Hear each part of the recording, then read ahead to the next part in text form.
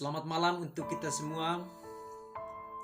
Perkenalkan, nama saya Marsianus Gampu. Saya mahasiswa dari Unika Santo Paulus Ruteng, Prodi Sosial Ekonomi Pertanian dengan NPM 2030-2127. Pada kesempatan ini saya akan membahas tentang konsep organisasi dan konsep manajemen. Pertama-tama, di sini saya akan menjelaskan tentang pengertian organisasi. Organisasi merupakan suatu kegiatan atau suatu proses menghimpun atau mengatur kelompok-kelompok yang saling mengadakan hubungan dari unit perwakilan ke dalam suatu pekerjaan yang menyeluruh. Organisasi juga merupakan koordinasi rasional kegiatan sejumlah orang untuk mencapai tujuan umum melalui pembagian pekerjaan dan fungsi lewat hierarki, otoritas, dan tanggung jawab. Kemudian, Keynes juga mengatakan bahwa organisasi meliputi memiliki struktur, tujuan, saling berhubungan satu bagian dengan bagian yang lain untuk mengkoordinasikan aktivitas di dalamnya. Selanjutnya saya akan membicarakan tentang unsur-unsur organisasi. Setiap bentuk organisasi akan mempunyai unsur-unsur tertentu yang antara lain sebagai berikut. Yang pertama, di sini menjelaskan bahwa sebagai wadah atau tempat untuk bekerja sama. Yang kedua, proses kerjasama sedikitnya antara dua orang. Dan yang ketiga, jelas tugas dan kedudukannya masing-masing. Adapun tujuan tertentu. Yang pertama, sebagai wadah atau tempat untuk bekerja sama. Di sini menjelaskan bahwa organisasi adalah suatu wadah atau tempat di mana orang-orang dapat bersama untuk mencapai suatu tujuan yang telah ditetapkan. Tanpa adanya organisasi menjadi saat bagi orang-orang untuk melaksanakan suatu kerjasama. Sebab setiap orang tidak mengetahui bagaimana cara bekerjasama tersebut akan dilaksanakan. Yang kedua, proses kerjasama sedikitnya antara dua orang. Suatu organisasi selain merupakan tempat kerjasama, juga merupakan proses kerjasama sedikitnya antara dua orang. Dalam praktik, jika kerjasama tersebut dilakukan dengan banyak orang, maka organisasi itu disusun harus lebih sempurna. Dengan kata lain, proses kerjasama dilakukan dalam suatu organisasi mempunyai kemungkinan untuk dilaksanakan dengan baik. Hal ini berarti tanpa suatu organisasi, maka proses sama itu hanya bersifat sementara. Yang ketiga, bentuk-bentuk organisasi. Dalam perkembangan untuk saat ini, pada pokoknya ada berapa poin bentuk organisasi yang perlu diperhatikan. Yang pertama, organisasi lini. Organisasi ini diciptakan oleh Henry Fayol. Dia mengatakan bahwa suatu bentuk organisasi yang menghubungkan secara langsung, secara vertikal antara atasan dengan bawahan, sejak dari pimpinan tertinggi sampai dengan jabatan-jabatan yang terendah, antara eselon 1 dengan eselon yang lain, masing-masing dihubungkan dengan garis wewenang atau komando.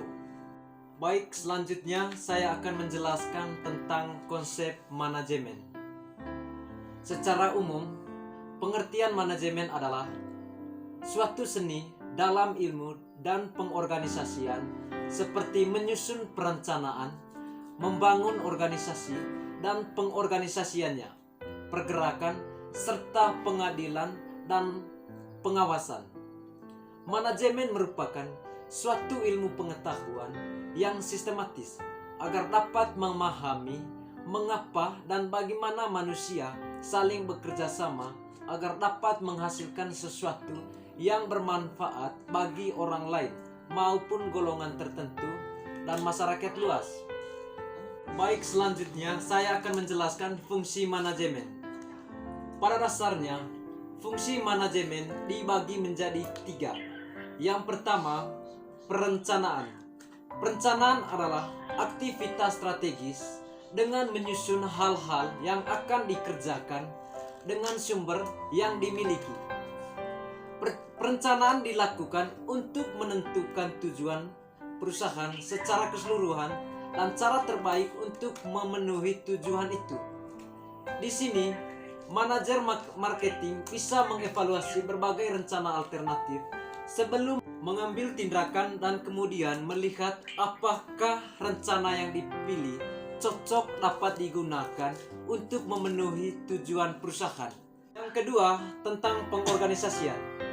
Fungsi manajemen pengorganisasian dilakukan dengan tujuan mengambil suatu kegiatan besar menjadi kegiatan-kegiatan yang lebih kecil. Pengorganisasian mempermudah manajer dalam melakukan pengawasan dan menentukan orang yang dibutuhkan untuk melaksanakan tugas-tugas yang telah dibagi-bagi tersebut. Pengorganisasian dapat dilakukan dengan cara menentukan tugas apa yang harus dikerjakan, siapa yang harus mengerjakannya, bagaimana tugas-tugas tersebut dikelompokkan, siapa yang bertanggung jawab atas tugas tersebut. Yang ketiga, tentang pengarahan. Di sini mengatakan bahwa suatu tindakan untuk mengusahakan agar semua anggota kelompok berusaha agar dapat mencapai sasaran sesuai dengan perencanaan manajerial dan usaha. Yang keempat, evaluasi. Fungsi manajemen evaluasi dilakukan setelah proses kerja dilakukan. Pada proses ini, kinerja dinilai apakah sesuai dengan planning atau strategi yang sudah direncanakan. Pada tahap ini, manajemen mengevaluasi keberhasilan dan efektivitas kinerja, melakukan klarifikasi dan koreksi, dan juga memberikan alternatif solusi masalah yang terjadi selama proses kerja berlangsung. Baik, di bab yang terakhir saya akan memberikan kesimpulan dan saran terkait dengan konsep organisasi dan konsep manajemen. Yang pertama, saya akan menjelaskan kesimpulan daripada konsep organisasi dan konsep manajemen. Organisasi adalah sekelompok orang yang bekerja sama dalam struktur dan koordinasi tertentu dalam mencapai serangkaian tertentu. Berbagai organisasi memiliki tujuan yang berbeda-beda, tergantung pada jenis organisasinya. Elemen-elemen suatu organisasi adalah manusia, tujuan tertentu, pembagian tugas-tugas, sebuah sistem untuk mengordinasi tugas-tugas, serta sebuah batas yang dipatok yang menunjukkan pihak yang berada di luarnya. Setiap organisasi dibentuk dengan tujuan mencapai sasaran atau saran-saran tertentu. Secara luas, sasaran dapat dirumuskan sebagai memuaskan kebutuhan, keinginan, atau sasaran-sasaran para anggotanya. Kemudian yang kedua, saran. Di sini saya menjelaskan organisasi harus berjalan sebagaimana visi dan misi dari tujuan organisasi tersebut. Karena banyak kasus di mana organisasi bertindak sewenang-wenang dan tidak sesuai dengan norma yang berlaku di masyarakat. Seorang manajer harus memiliki pemahaman yang baik tentang sistem manajemen dan organisasi sehingga dapat menjalankan tugas manajer dengan baik. Sekian dan terima kasih.